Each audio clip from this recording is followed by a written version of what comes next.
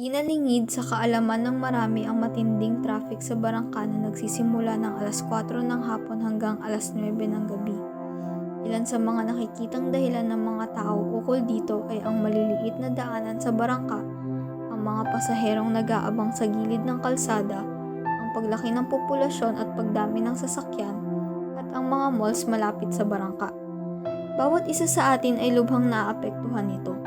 Mapadriver man na humihina ang kita dahil oras ang kalaban nila, mapastudyante na imbis makapagpahinga o makapag-aral pa ay kinakain ng traffic ang oras at pagod nila, o mapasimpleng individual na nalilit sa kanilang pupuntahan. Kanya-kanya rin ang mga opinyon ng mga tao sa posibleng solusyon dito.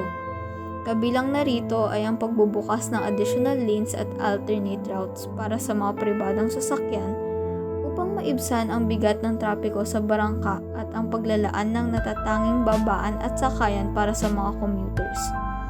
Ayon kay Captain Juan Badrina Jr. ng Traffic Management and Enforcement Division ng Marikina, ang dahilan kung bakit nagkakaroon ng matinding traffic ay: una, madalas daanan ng iba't ibang tao ang Marikina dahil sa mga lugar na nakapaligid dito tulad ng San Mateo, Antipolo, Pasig at Quezon City.